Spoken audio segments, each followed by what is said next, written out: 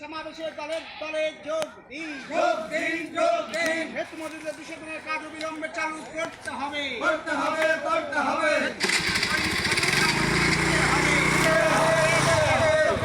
কৃষকের ফসলের লাভজনক দাম দিতে হবে।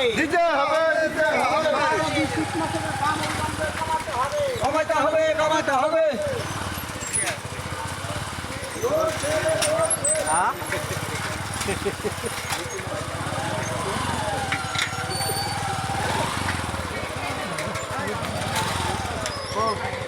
এই গাড়ি যান না গো, সাইকেল বাড়তি তুলে